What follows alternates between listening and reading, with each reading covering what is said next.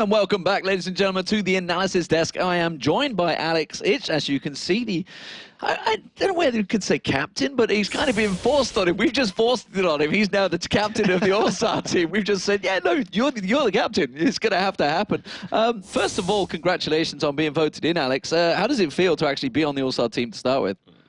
Thank you. It's really cool. Like, I'm really happy because I wanted to go, like, not from the beginning, but then Riot did some presentation and I understood it's not like All-Star game that was at Season 2. It will be much bigger. It will be like in one of the biggest arena in Shanghai, and I decided that I want to be there and meet all the players, and like, you know, I really like Misai, Ambition. They're really good, and I learn from them. They learn from us. You met them before, didn't you? Because you went to Shanghai before, and you trained with World Elite for a while. Yeah. Now, who won during those times? Are you going to beat Messiah and Ambition and the other Asian mid laners? It's like, it depends on the matchup.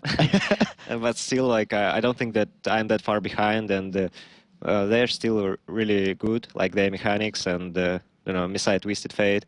Yeah, exactly. Well, let's talk about the team. Let's show you the team, of course. For the European team, the key man we've also looked at is Soaz. Soaz in that top lane, Diamond Prox, Alex Itch here, of course, Yellow Pete and Edward. But Soaz is the man we wanted to focus on today because he's been, you know, one of the top laners that had that 1v1. What did you think of the 1v1? Did you watch it?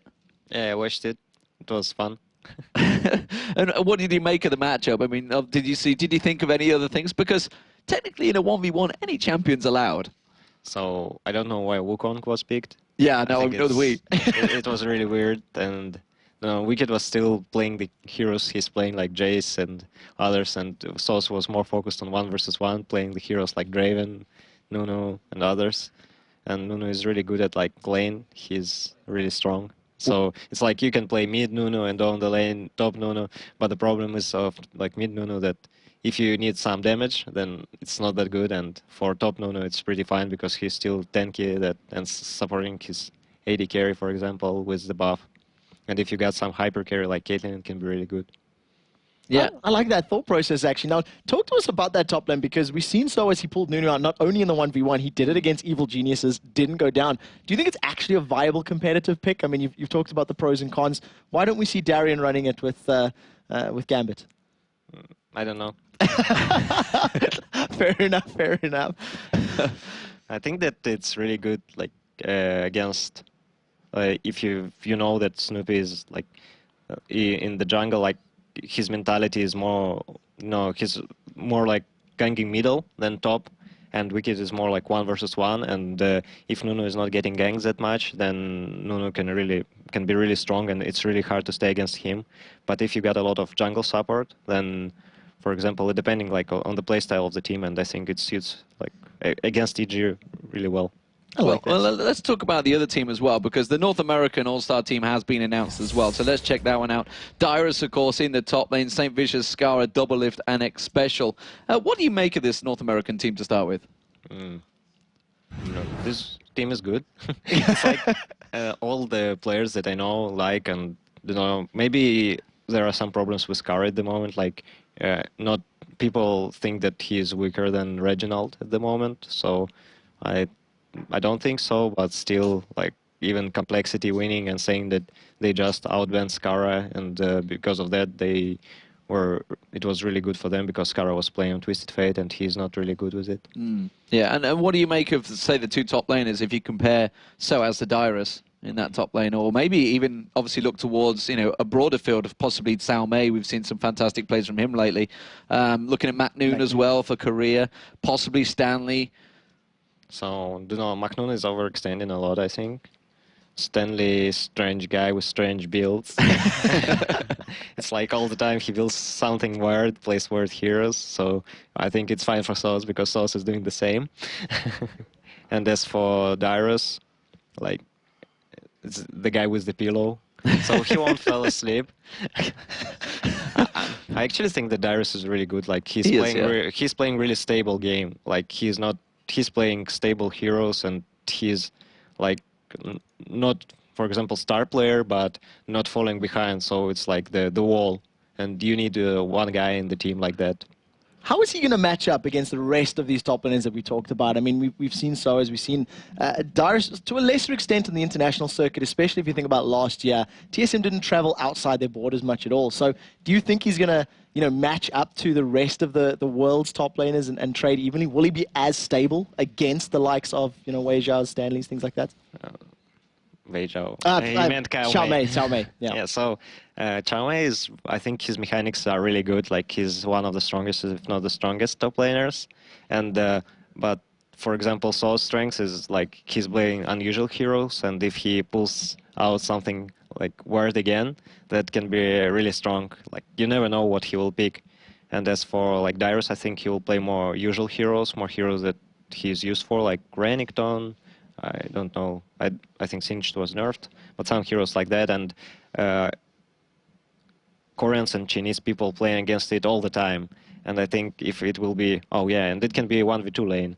We shouldn't forget that. So it depends like on the matchup, but I think that still like Chinese and Korean teams got a bit advantage. And final question, of course, about the next game coming up. It's going to be against All Authorities. They gave you a good run for your money yesterday.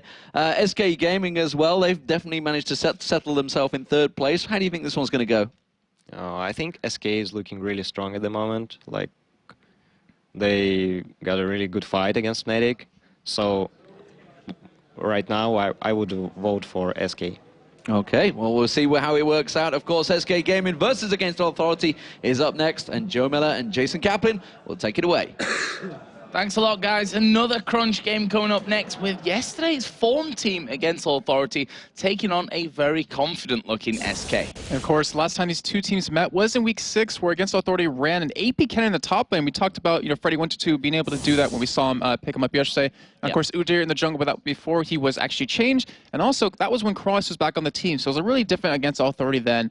And of course, Against Authority, they actually took 5th place yesterday, and they're trying to hold on to that because they're against the Wolves here, trying to really hold on to that position because it really affects who they're going to be playing in the playoffs. And of course, Nono, oh wow, I mean, we could probably talk for half an hour about him yesterday. He just looked unstoppable with that Ezreal. He was like 11-0-11 at some point. He completely held that team together. It was a great job by him. And Against Authority, they went 2-0 yesterday. They are looking so on form. Like, they're looking like the team to beat right now.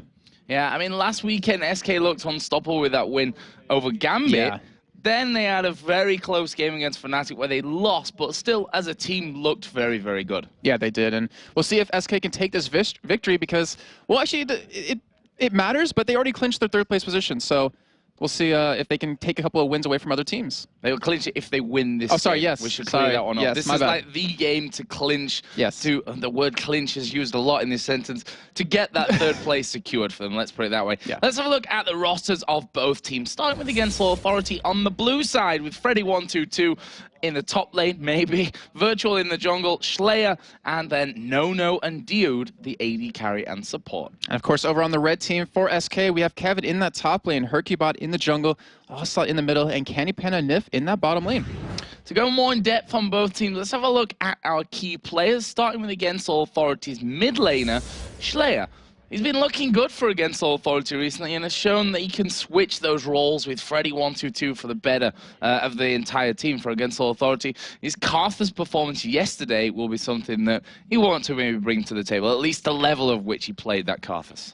To me, it was kind of like the same situation we had with the Wolves. Like, when Dude came to the team, Nono was able to finally get some weight off his shoulders and start to really shine. Same with Shlaya, who just was ridiculous in his game versus Gambit. Like, his Orianna play was perfect. And then the game yesterday versus Evil Geniuses, that flash into that choke zone, into the base, was so perfect.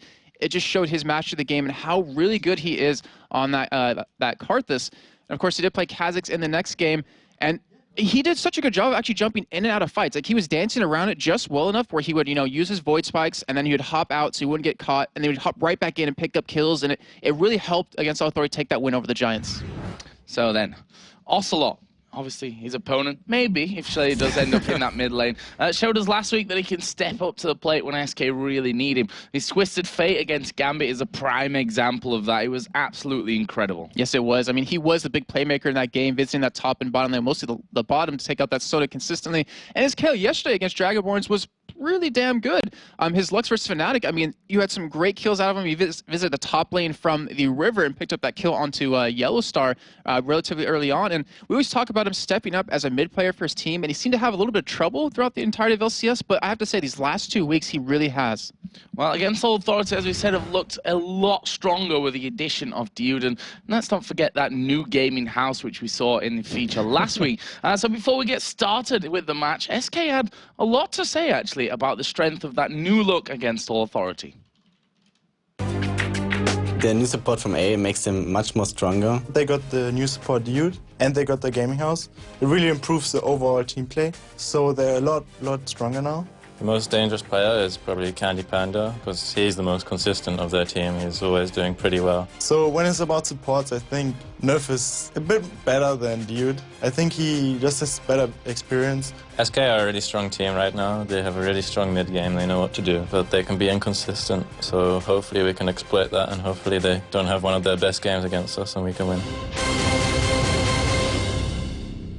And I think Freddy122 really hit the nail on the head there did. when he talked about SK at the end, saying that they're inconsistent and they have to almost hope that SK are on one of their off games rather than an on game. Against All Authority themselves, as you said, they've looked better. There's no doubt about that one.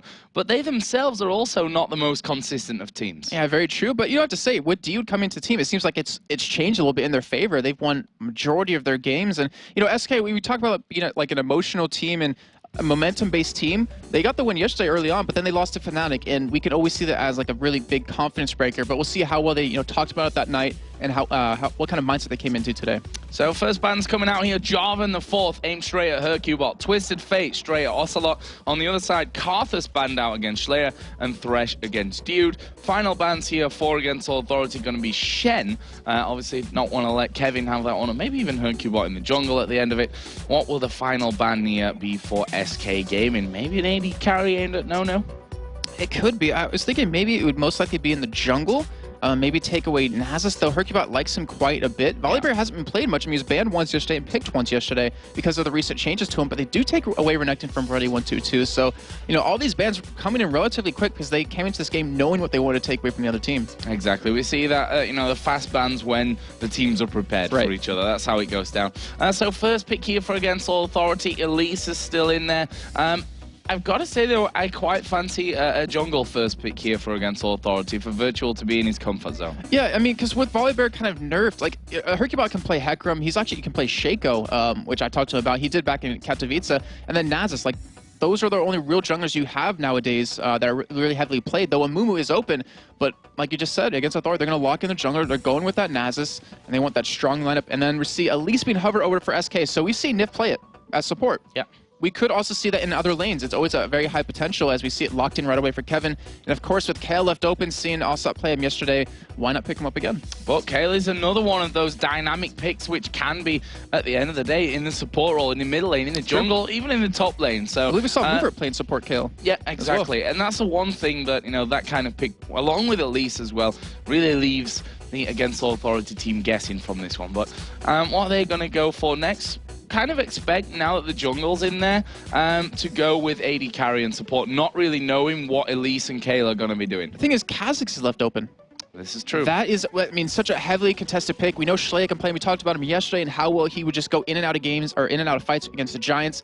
And it looks like they actually will lock this down. And of course, that Leona, I mean, Dude, like, he's just shown his mastery of every single support champion. I mean, he's done it with Thresh, he's done it with Lulu, and this Leona, which we saw, was just superb. It was sublime.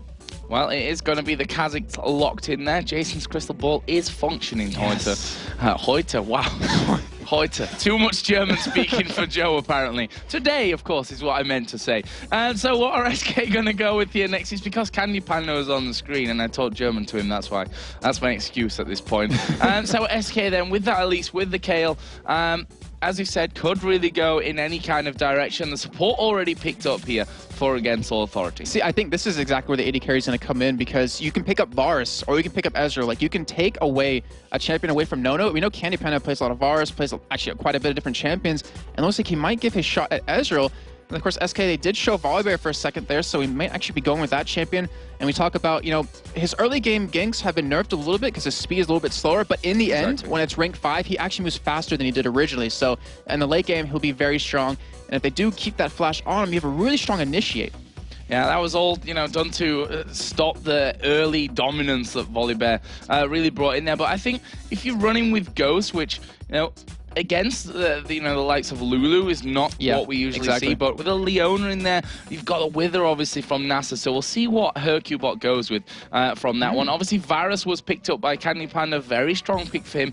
Morgana, I'm not going to fall for. I was going to say, it's actually been played in North America. Nijaki off of Curse has been playing it, and I believe it was Complexity or GGU who's very vocal about not wanting to see him on that Morgana because it was just so deadly. I mean, he played it back at until Extreme Masters Kiev, and I remember, I can't remember the team they were playing, actually, no, it was against TSM, and his Black Shields were always perfect. I mean, he had Cop who was running Kog'Maw at the time against Reginald on Gragas. Every single barrel Reginald used to try to catch Cop out of guard would be stopped with that Black Shield. So, I mean, she's a good champion. You also can see her as support sometimes, but obviously with Leona, you're not really going to see that. But we do see Corki being sat on. I was going to say there's no real chance we're going to see that. He's kind of not too strong nowadays. But the Kennen, we talked about Freddy122 playing him in the top lane as AP. Might see that yet again. And then also the Koreans, they love that champion right now. Yeah, of course, Corki has had a change, though. He did. His big bombs now come with every third ultimate attack instead of every four that it was before. So, you know, I like that. I used to play a lot of Corki, I could say. So, you know, maybe he'll start to come back in. But for this one, Misfortune as the AD carry, Kennen in that top lane. Now, what are SK going to finish with here? Still not sure where that Elise will be, whether that'll be top lane. We're guessing that Kale in the middle lane, because we've got Volibear there, obviously, for the jungle. So, we have Zed open. We know Kevin can play Zed. Like, I was wondering when looking at this, like, we haven't seen many bans on Zed lately. We haven't seen many picks, and with Kale on SK, you wouldn't want to pick Zed into a Kale, but if you have Kale on your team, why not pick him into this team? Because you could blow up Kennen, you could blow up Misfortune, even potentially Kha'Zix, and then you go with this composition that's very high damage kind of team, and then you have the pseudo-tankiness because of that intervention. Well, let's see, SK running this one right down to the wire. You can see Nif on your screen there, and it's going to be a Rumble. So that tells us then that Elise is going to be the support again with Nif. He's obviously enjoying playing that Elise support, and to be honest, he showed last week that he can play an incredible Elise support. Yeah, I mean, he was 3-0 at some point versus Gambit in that game last week, and going on to Kevin real quick with that Rumble. We've seen him, I think this is the third game running he's actually been playing Rumble. Against Gambit, he played a very nice team role where he would just push the top lane consistently, and it would force Diamond to react to him to really sit in the top side, and he would die. I mean, he had the only deaths on his team, I think, or a majority of them, we'll say. But it worked out so well for him. He's shown how good he is at Rumble. And of course, that ultimate, it can never really go underestimated. If you can lock them down with Varus and lock them down with the Cocoon, and then in that Rumble ultimate, you can just shred them apart. Yeah, and we actually gave Kevin yesterday MVP for their game where he played Rumble, constant pushing, as you said, like against Gambit, constant pushing that top lane. Perfect equalizers throughout everything. So he's going to have that one here today as well. So a lot on the line for this game. SK Gaming, of course, can secure that third place position here, and that will set them up to then play the 6th place team. Obviously, when we come towards the playoffs. For Against Authority, it's about holding on to the 5th position, which would, at least right now, set them up with a game against Evil Geniuses. But also, if they win this, they come a step closer to Evil Geniuses, who are not safe in the 4th position. And it's kind of funny because we talk about, you know, the bottom teams. It used to be, you know, EG, they kind of want to keep winning so they don't play against the Wolves in the playoffs. But now it's like flipped. It's you know, Wolves and Against Authority don't want to play SK in the playoffs. They want to play EG because of the way they're currently going.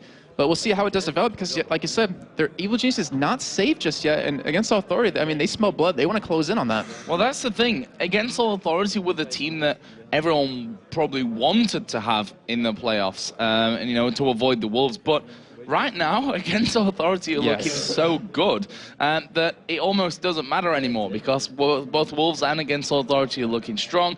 Who do you play? Well, it's a best of 3. The best team usually wins a best of 3. You know, a best of 1, you can sometimes have those anomalies in the results, which is, you know, why it comes down to best of 3 in the end to see the best team coming out. We'll be getting started in a second. Nif has just restarting his client, and then we can get into the game. And Joe, speaking of the playoffs, I mean, look at it this way. We could potentially lose SK, Evil Geniuses, Wolves, or Against Authority in the summer split. Like, that is just ridiculous. It's mind-blowing if you think about it. And we could have these new teams stepping up and taking their places. And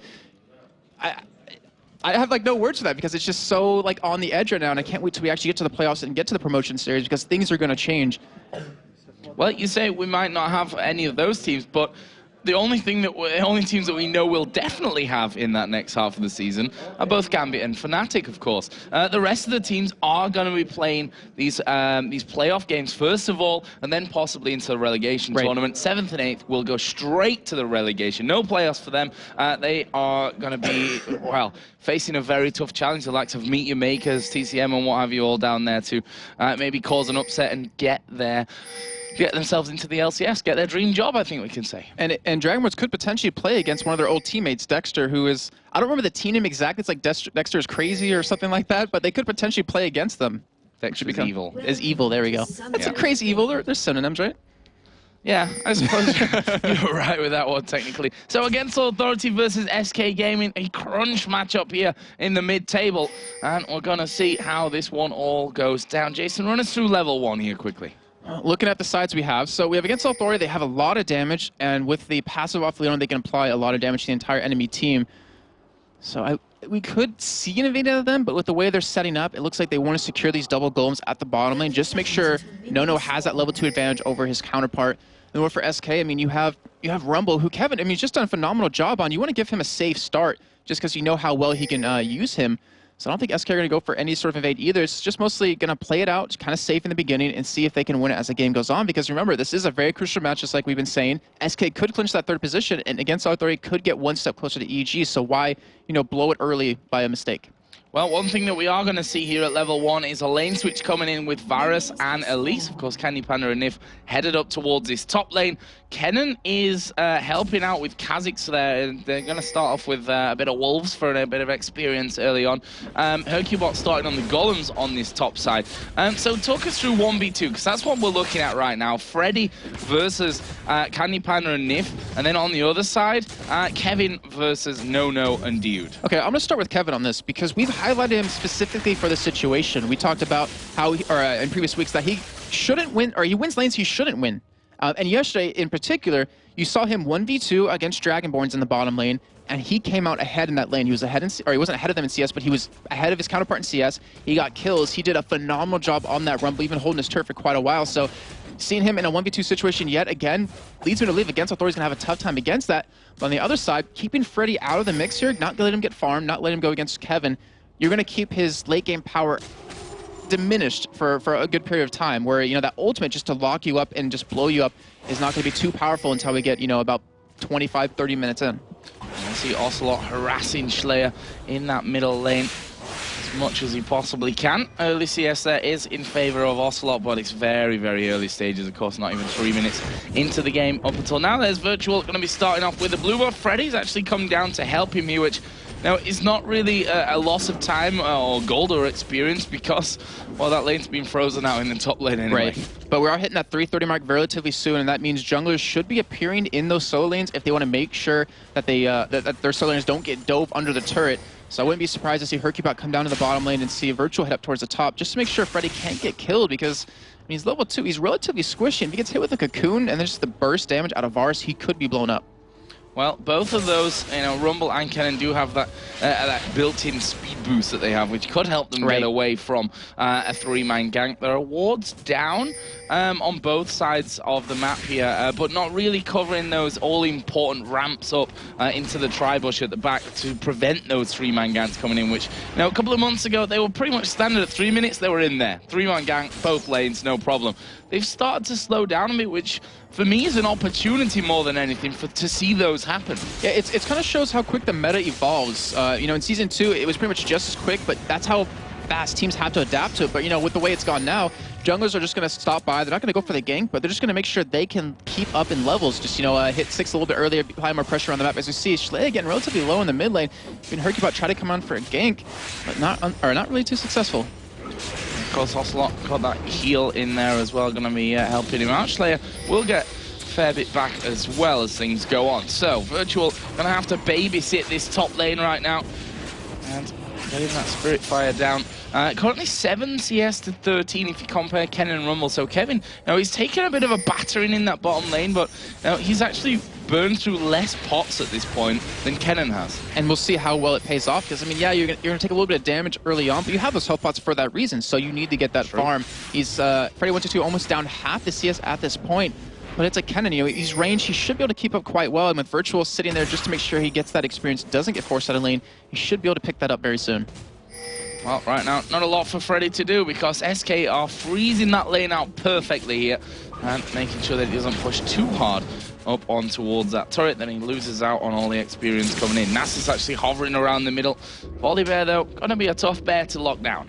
Yeah, it's really interesting is that Ocelot actually backed relatively quickly, and he only picked up a dagger and a ward. He didn't really buy the items he wanted to right off the bat, so it's kind of interesting to see Kevin actually getting dope in the bottom lane right now. Yeah, gonna go in there towards Kevin. Dude actually tanking up the turret. Kevin actually will use that elixir and goes in on towards Dude, and he manages to get the first blood. Oh, if only he'd got damage there onto Nono, who died to the minions in the end. A 1-for-1, but first blood for Kevin. Brilliantly done. Technically got 2 kills in there, I'm gonna say, but it just didn't hit Nono. And that's what we were pointing out earlier, just how good he is in Rumble in these 1v2 situations, proving it right there, getting that first blood, and well, eventually, like you just said, getting 2 kills. He's gonna miss a little bit of farm just because the wave is pushed up against him, but hey, if I would take a first blood and a death like that any day. Well, I think it's harder to not hit him with Flames Bitter than everything else, but of course he did flash out there to secure that kill on towards Dude. So good job by Kevin. He's now 16 to 8. Oh, got a kill in there. Got himself a Doran shield. So going to come in nice and beefy again back towards that lane. Has got that elixir running, and he'll start to feel more confident off that. And that's something he kind of did yesterday as well. He went for a Ruby Crystal as his first item just to get that extra health so he can sustain the burst that comes down. But he builds relatively tanky in the beginning. Then he goes for the Haunting Guy, Sword Boots, and into a Rylai's if he wants to stick with his normal standard build. So in that middle lane, we see that Schleyer is finally starting to put some more pressure back over on towards Ocelot, who is still leading in the CS count right now. But Schleyer, is he going to go wandering? No, it's just a ward down to keep him safe there on that corner brush, as we do see Nono and Dude come back in towards lane. Now Kevin's got to go back and be content once again to sit under his turret, as Virtual will also come back up to help Freddy, who's only got 9 CS right now. And still we see Hercubot heading up towards his top side too. He has splash available, he could go for the gank. They're going to go in towards Freddy. Nice with a put down though by Virtual. Freddy took a good chunk of damage, but with that lightning rush, as I said earlier on, built in there, that extra speed boost keeps you safer. And not to mention the armor and magic resist it gives you on top of that, so you can survive a little bit more burst. But you know, with Hercubot sticking around on that top lane, they might try to go for some really heavy damage with this turret, or maybe even potentially take it, as Kevin's gonna be having a tough time in the bottom lane with Against All already pushed up to his turret as well. Yeah, but deja vu must be setting in for them right now.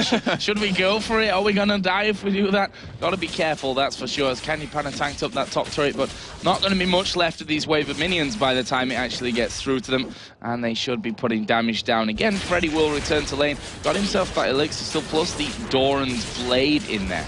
Well, he's not going to have a turret when he gets back. Yeah, it should be going down on that wave as Kenny Pan is sticking around as well. But Kevin in the bottom lane's been able to hold on to that turret for quite a while. It's down about a 4th health at this point. There is no sign of relief coming from his team to help him out. So if Against Authority wants to, they could push this turret down and finally have that lane swap come in, where Kevin will be able to finally go 1v1. Yeah, final minion hit there, actually taking it down. As Schleyer going low here in middle. Ocelot starting to push through. Schleyer down to a 1/3 of his HP. It's Dude bombing his shield there towards Kevin, but he's not too unhappy about that right now. Kevin's still double the CS up. He's still got that first kill in there. Let's have a look at the individual gold, because that's going to be an interesting one between them. 1.3 thousand to 2.2. Now, if you look at Kennen there, okay, he's just got a boost from that one, but he's behind his support in gold. Yeah, it's not a good sign. The thing is, they have to give him a solo lane to kind of catch up. Like, you can never afford to be behind your support in terms of total gold, unless they have like 6 kills or you're paired with Edward. But you know, he has to get in the game because he is a crucial part to their entire team fight. Like, you have at Leona ultimate to come down and lock him down, and it gives Kennen that free time to get into middle of the team, to flash in, use his ultimate. Like, he's a crucial part to their whole strategy and working. And if he doesn't catch up in CS, if he doesn't get to the point where he needs to be, Against Authority is gonna have a really tough time winning these team fights. So, AD carries here. Vamp Scepter coming out for Misfortune with that Doran's Blade and the boost of speed. On the other side, Cutlass and the Doran's Blade. So, going to be headed up towards that Blade of the Ruin King is Candy Panda. Yep, it looks most like it will be following that up with an Infinity Edge, so that damage Candy Panda is going to provide is just going to be ridiculous, and you have a relatively squishy team on the other side with Shlea, Nono, and Freddy122. All you really have is Dio to be tanky, and Virtual, who's just going to get tanky kind of as the game goes on once he gets his ages built in. But that damage is really going to be hard to go up against. And now we're going to see AD carry versus support in this bottom lane. So we'll see if anyone's you know, feeling cheeky enough to go in there. Obviously, Dude is, and that lane naturally with Leona is kind of a very aggressive all-in lane for them. And he's also level 6, and there's no turret behind SK, so if he wants to, he could engage with ultimate, and they could fight this since SK has nothing to really back up to, but instead it looks like they just want to farm up, just trying to drag out the laning phase a little bit longer instead of going for a nice heavy engage. Well, Kevin has now returned to lane, and he's level 7 compared to the level 5 of Freddy. Double the CS, got better items, if you can really say that at this point, as Nif is going to get engaged upon here. Will they follow through? There's a Virus ultimate, going to lock Dude down. That switches over towards No. And Virtual was coming in from the backside as well. So nice disengage there from SK Gaming. I'm getting such... And I call it a disengage, but they're still chasing on towards No. Here, this is Zenith Blade again. Not quite connecting. Cocoon lands on towards Dio. Virtual trying to push them back out of it.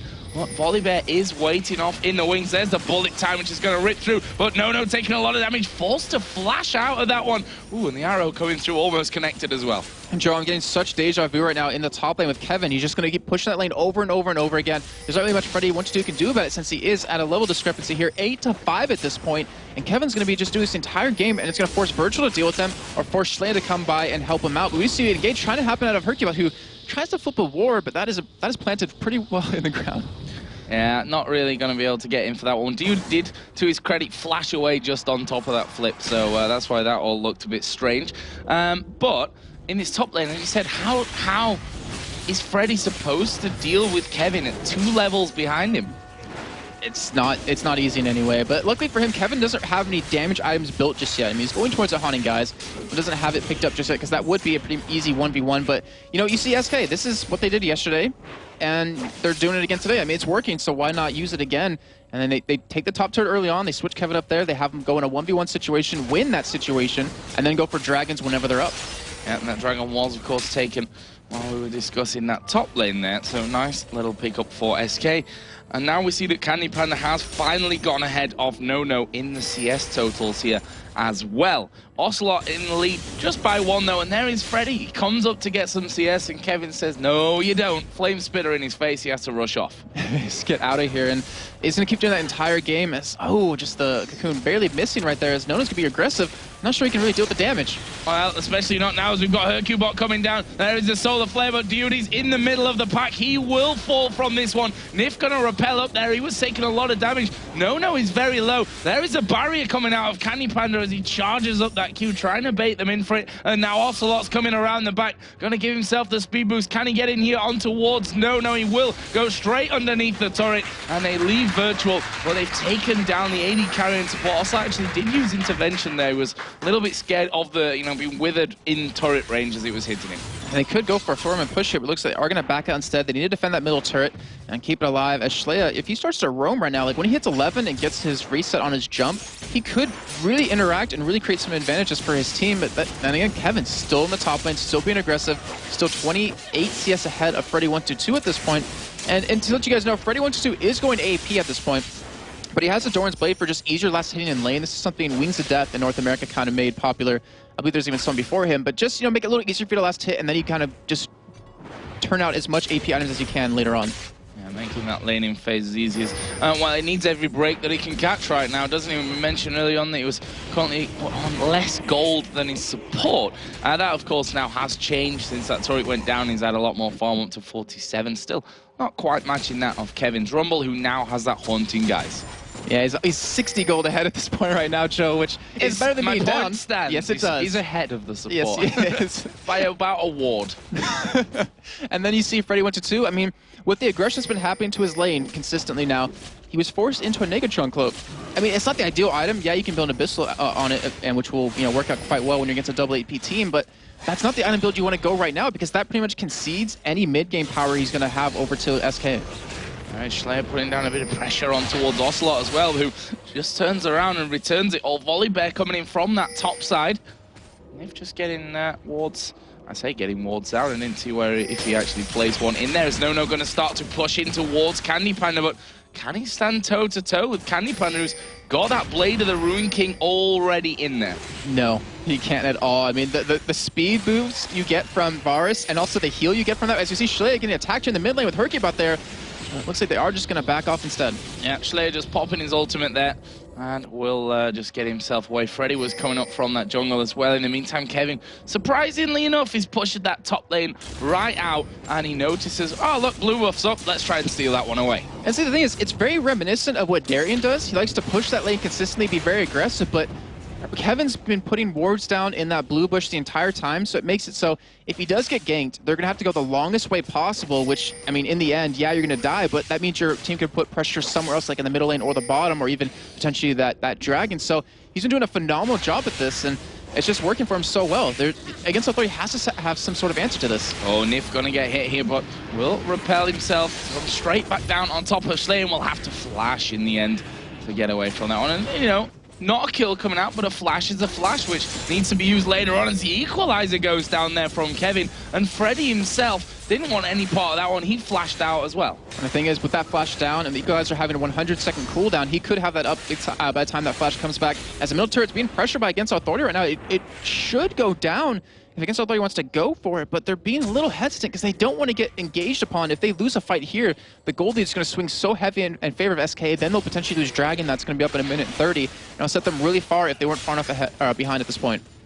It looks like SK may even try to go for some pressure on the mid lane themselves. I think they know that they need that midway bit further pushed out, you know, so that they've got the positional advantage when it comes to dropping back off, going down the river for that Dragon, which, as you said, is coming up just about a minute time. There is the blue buff given over on towards Ocelot. Freddy chomping through pots. I'd love to know how many he's bought this game, because it must be a lot of pots to stay healthy in that top lane. I don't even want to know the number because I feel too sad for him. But, you know, Schleyer with that...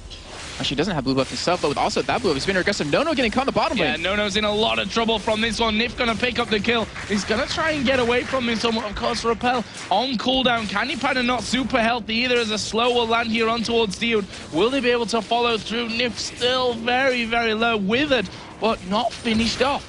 See, this is opportunities where Ocelot kind of capitalized on. Knowing that the bottom lane was low, he came down to the bottom, picked up a kill over to Nono.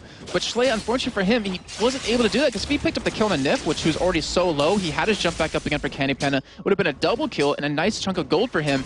But it's just unfortunately, he wasn't really in position. He had to defend that middle lane.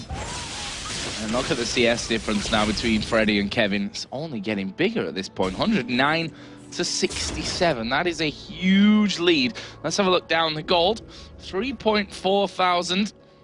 And that is actually more than both support, so he's all right on that front. Ocelot just getting jumped on there by Schleyer. That middle lane, only a 300 lead for Ocelot at this point. Got that Nash's Tooth finished now. And also the Merc Treads in there as well. Brutalizer, the Cutlass, and the Tia for Kha'Zix. And of course, you see SK grouping up for this Dragon right now. That should be a free Dragon for them, but we do have, Against Authority, trying to stop it somewhat, because the AD carries are duking out in the bottom lane. We have Virtual in the vicinity, but I think it'll just be a little bit too late to stop this. Yeah, I think so too. Dragon is down to less than half HP right now. SK are with 3 men there, and you can see that they're very cautious about this one, especially with this fortune down that bottom side. Dragon will reset itself here over and over, and they decide to back away, but it's not reset fully. And that's the key point about this one, as SK take it very, very low. The smite comes out from Hercube, but they get the kill. Are they going to go in for the fight? Virtual already going low. They flip Diode around. Is he going to go down before he can get everything off? Yes, he is. Ocelot gets that kill. Virtual now trapped right in the middle of the team. Hercube noms down on him for that one, and now Schleyer trying his best to run away. Good void spikes will slow SK down, and that will be a 2-0 with a Dragon, and it wouldn't surprise me to see that turret go as well. Yeah, fantastic job at SK. I mean, that was a perfect smite out of Hercube, and then realized Against Authority was out of position. They took advantage of that, picked up those 2 kills, and I think it was like the Dragon, 2 kills, turret. That just gives you so much gold. They have a 6,000 lead almost at this point, and we're only 19 minutes in. Yeah, looking very solid from SK. We said that in the pre-game that now, although against Authority, definitely an informed team right now, SK have looked good even in the games that they've lost recently, and they're showing that here today. They've got that plan and they're sticking to it. Currently 6-1 up in kills, that 5.7 thousand gold lead, 2-1 in turrets. Kevin just dominating that top lane. There's no real other word to use, I think, for that performance right now coming out of Kevin. He's got the blasting one and a Giant's belt now after that last trip home. And if it wasn't already annoying enough for Freddy in the top lane, it just got even worse. Yes, it did. And that's the same build he's been going for the past couple of games. I mean, that Riley's Crystal Scepter, it keeps you in that ultimate even longer and just devastates you as anyone. And then we do see Hercule, he picked up Boots of Swiftness, so it gives you effectiveness on slow. It reduces, well, the duration on the slows, if I'm not mistaken. And with the Wither out of Virtual, with the slow out of Shlea from his passive and the Void Spikes, it's going to help quite a bit. Obviously, it doesn't get you out of the stuns, but you're not too worried about that when you're the major initiate for the team. You have that flash to get in there, and you can create opportunities for your team to have a very nice fight. Exactly. Wants to be getting in there as fast as he can. Kevin again returns to that top lane to push through. Ocelot and Freddy, they've spent a lot of time here alone in this middle lane. 166 to 177 CS, so nicely done up until now by Shlea, but Ocelot with 2-0-1 has that advantage. And the thing is, even with the 11 CS advantage that Shlea has, Ocelot's been able to turn his CS into actual kills. Like, he's been able to use it to affect the rest of the game. You do see Virtual catching Kevin here, but as I say that, will he be able to get away? Well, Schlea's here as well. The Equalizer is going to go down, but it's not eating through enough damage right now as Hercubot is going to wait. There's the flash over. Will they follow? Void Spikes come through. Shlea is going to pick up the kill. Of course, that gives him the reset as he jumps over towards Hercubot, but won't go for any more than that. Nice reaction to, something that Kevin's been doing that entire time. You already pointed it out. He pushes the wave, then puts that ward down in the curved bush there to see if anyone's coming through, to see if the blue spawn is going to be spawning. So we are going to see Nif and Hercubot going in there. That was a mistake, in my opinion, to be that far into the jungle when they knew that against Authority were there. And that's the power of Kennan's ultimate. Like, you saw Nif, he could not move. We see the engage actually out of SK. Yeah, they turn it around. Freddy getting shredded down here very early on as Ocelot is going to be putting down a lot of damage. Where's the finisher? Freddy actually gets away. The Void Spike's not going to affect Hercubot too much. Dude is already down as well. And SK looking now to finish off this fight. Ocelot going to slice down Nasus. Shlea does back away. Freddy somehow escaped there right at the end as well. But Shlea came back in and he may pay the price. He will. Not sure why he did that. Not sure either, as we do have, in the end, a 3-for-2 trade for SK, getting those extra kills in at the end, even though Kevin did die for overextending a little bit. But, Joe, look at the Baron side of the river right now. Look how many wards we have down for SK currently. I'm trying to count them up, but it's at least 6 at this point, and that's just so much money to invest into vision early on. But you just saw it there, like, the advantage it gave them in those fights. They could always see where everyone on Against Authority was, and they're able to pick up the kills. Yeah, and 3-for-2, like you said, for SK, could have been even better if they'd have gone as the entire team right away when Nif and Hercubot first went in there and Nif ended up dying. There's Ocelot with double buffs on, not something that you want to really relinquish, so he's not going to stand toe-to-toe and fight with Freddy, who does now have that blasting one plus the sorcerer's shoes added in there. Kevin's actually just pushed out that bottom lane as well. He's been kind of off-screen with this one the whole time, pushing either the top or that bottom lane, but certainly doing a good job of that, and he's now finally completed that Riley's Crystal Scepter. He's Rumble, he's healthy by split pushing the entire time, because no one can 1v1 him right now, but with that Crystal Scepter done, it leads me to believe that they're like, hey, we can probably start team fighting right now. We have a lot of major items completed. We have an advantage right now. They have an 8,000 gold lead almost. And with the Scepter, like, they can pretty much cut off any retreat Against Authority is going to do, or on the opposite side of that, they could stop any aggression that Against Authority is going to try to pull off. So Rumble Ultimate's going to be really key to decide if they want to go in or if they want to just back away. So when we get to, these bigger team fights, where's the focus got to come from Against Authority? I mean, you've got Hercubot, who's going to be, or probably already is, pretty damn tanky. You've got Nif, who can repel himself out of there if needs be. You've got Candypad, who's naturally going to be standing at the back anyway. Rumble, who's doing a lot of damage. Then you throw the intervention on top of, each one of those, depending on who they focus. Well, the thing is, they don't want to fight right now, but when we get into that point, like you're asking, like, there is no one really there's no target, key target they want to go for. I mean, ideally they want Candy Panda, but with an intervention to save him, with him in the backline of the team, with the ultimate out of Rumble coming down, you're gonna have a hard time getting to him. So to me, the only person they're really gonna be able to kill is potentially that Hercubot who gets in your face, since you have the entire enemy team to attack him. He's obviously gonna be really far ahead of his team when he tries to get that initiate. So SK, if they're a little bit slow to react to that and a little bit slow to back him up, they could lose Hercubot in a snap of the fingers. And it just comes down to how well SK can communicate that and go in for the fights. Well, we just saw there Freddy starting to push out on this bottom lane, thinking that Kevin's gone back. He was just camping inside of the brush and came straight back out to make his life hell. Dragon gonna spawn here. Hercubot already right on top of it. SK got their timings down to perfection for this one. Things are gonna get started off, and to be honest with the damage, I'm not sure that Against All Authority will get close before it dies. They could go for an engage here. They won't. They have the ultimate out of Rumble up if they want to go for it. Against All Authority are sitting in the mid lane. We see this happen many times when the other team engages from the side on you with that ultimate out of Rumble. It really catches off guard, and we might see the engage happen right here, Joe. Well, Hercubot is charging up there towards Slayer and Virtual, but it was more of a presence thing there. We talked about it in the past that flying bears are really scary. They are a bad thing. It's just generally you got to be scared of the bear coming at you. Like Cloudy with a chance of meatballs, but it's like Cloudy with a chance of flying bears at your face. A little bit scary. Yeah, very scary indeed.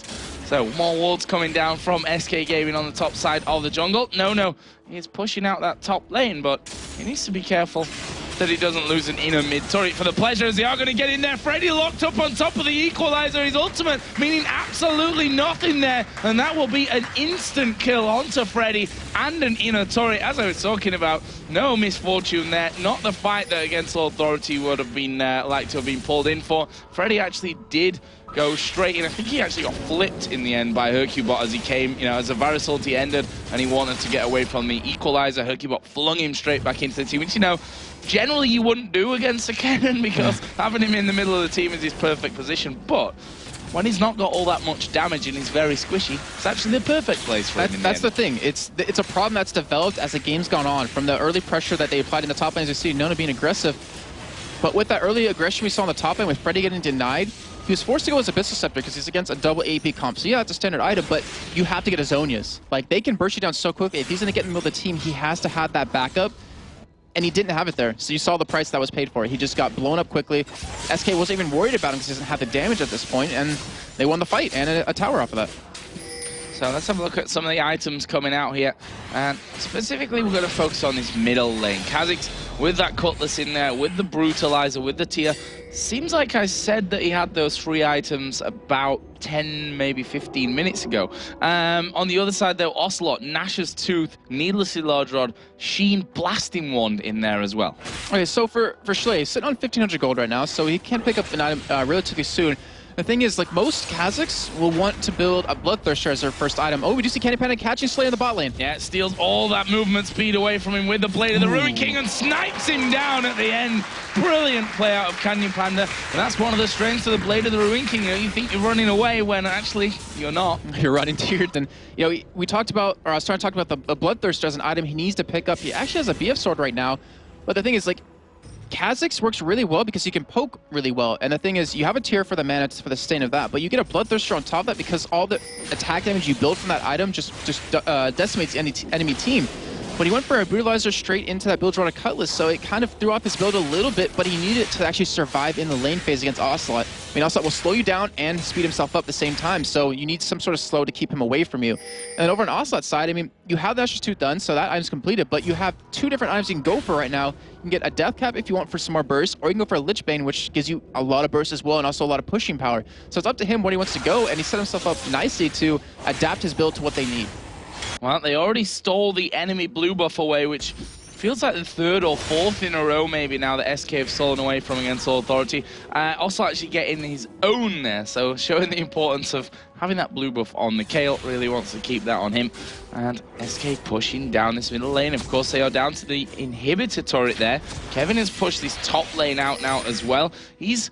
Again, Kennen can't really 1 versus 1 against him. Riley's Crystal Scepter, that Haunting guy, Soak Shoe, so good penetration, plus a Needlessly Large Rod added into that as well. He's got everything right now. He's got good penetration, he's got good amount of AP, he's got you know, he's tanky. He's got that slow built in from his Harpoon, but also from the Crystal Scepter as well. Like, he's at a really dangerous stage. He's, yeah, definitely critical mass at this point. And Kennen, like, he can't 1v1 him. You're completely right in that. But who do you send to 1v1 him? Like, you can send, you know, no, but he has actually, you know, it's a sustain, doesn't have a lot of attack speed, so you won't be able to eat through Kevin's damage. He cannot run away that easily from the ultimate with the rather slow. And then if you send Shlea, I mean, he might be able to 1v1 him, but in the end, if you take him away from the mid lane, that's a free push for SK and a free turret. And as you're seeing right now, they're going for Baron. They're not spotted because of the great control that SK has with the wards and that Oracle on Nif, and that should be a free Baron for them. That will be a free Baron for them against Authority. Not able to get anywhere near it. As you said, they relinquished control of that jungle a long time ago. They did put a pink ward in around the blue buff just to try and weed those wards out. But SK now with Baron on, they've got an Oracle of their own. They're going to start to push out. And against Authority, actually trapped off to the side. There's Freddy getting cocooned. Varus ultimate comes down. He tries to get in there, but he's dead before he can really have the impact. Virtual goes down as well. That's a 2 for nothing right now. Hercubot getting low. He's been tracked down by Slayer, who will get sandwiched in between 3 of them. Here comes Rumble for the side with the damage. Nif actually picks up the kill in the end. That leaves just No-No, who's been tracked down here by Ocelot. There's the slow coming in. Ocelot going very low there underneath the turret, but it's the equalizer and the finisher from Candy Panda that gets him in the end. Nice clutch heal from Ocelot there, saving Candy Panda, but that is an ace. And 15 seconds before Nasus comes up, they could finish now. Yes, because they are going to just push for it. They have the heal out of Kale. They have the sustain off of Baron, and they are going to, in fact, close this game out. And not only close the game out, but they're going to clinch their 3rd position in the standings.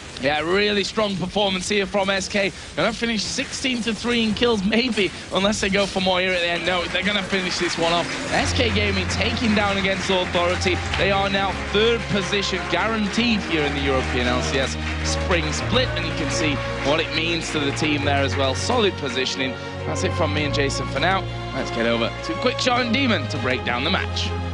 Thank you very much, Joe, and well, a fantastic performance from SK Gaming. Very solid, honestly. It was just a straight, standard, forward win.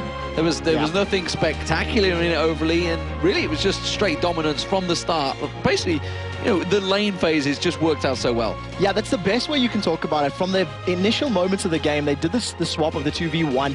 Immediately, Kevin got off to a good start. Not only did he pick up first blood, he managed to get, you know, No-No took too much damage that he was executed as well.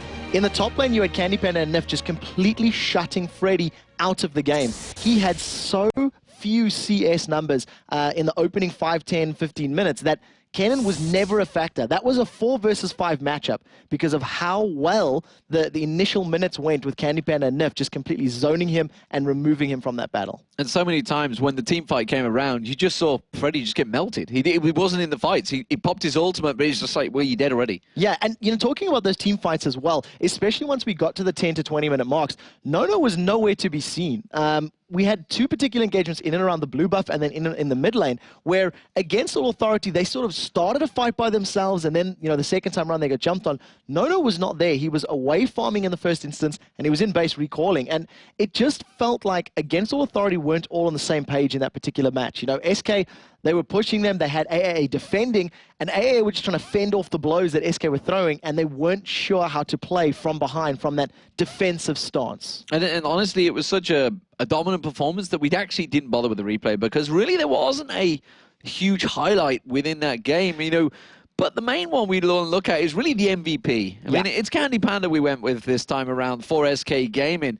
And Candy Panda, he kind of deserved this MVP, mainly for the plays he made in the start. Obviously, you can't rule him out because Nif alongside him played fantastic as well. So Candy Panda, 4-0-11 in terms of his statistics.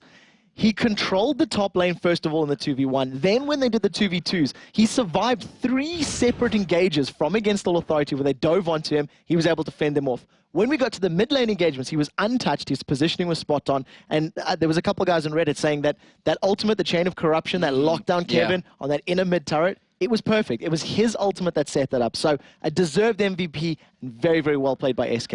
Yeah, so very well played, and well, we're going to get over to the main stage because the main man himself, Candy Panda, is with Shox.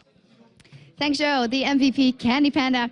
First off, you lane swapped for the top lane. Is that because you thought Kevin would have a hard time against Kennen being melee on Rumble? And how did that lane go? We lane swapped because AA was on blue side, and they had the golem advantage on bottom side. And I didn't want to lane against Leona with golems because it's a really strong lane, so we lane swapped. We got the golems on purple side, and it went way better. Yeah, it was a very good game by you guys. In the pre-interview, Freddie said, well, their biggest downfall of SK is their inconsistency, yet you were sure to have third place here, so you can't be that inconsistent. I think that inconsistency is before the Season 3 LCS. Then we were inconsistent, but right now we're really consistent. We perform always good, so inconsistency is a thing from the past. A thing from the past. Now, of course, you know, with the Spring Split coming up, there's a chance that you guys might not be in the second half of the season. So what does that do to you when you think of that possibility? When I think about it, it really scares me. If we qualify for summer season, we have job security for like 8 months at least, or at least 6 months. And if not, then you can do nothing. So it's really scaring me to drop out. But I think we can do it, and I think we can keep being in summer season, and it would be awesome. Thank you very much, Candy Panda. All right, I want to remind you of our Twitter question for today, of course. If you had to name the European All-Star team, what would you call them? We've gotten a few cool responses already. And remember as well to send in your questions for the European All-Star team manager, Harry, as we'll be interviewing him after the third game. For all of that, you can hit us up on Twitter at LOL Esports, #LCS. And now, if the league has taught us anything, it's that on any given day, the last ranked team can come out swinging and take out the top squad. That's what Dragonborns have to keep in mind as they go head-to-head with leaders of the pack, Gambit, in just a minute. Don't go anywhere.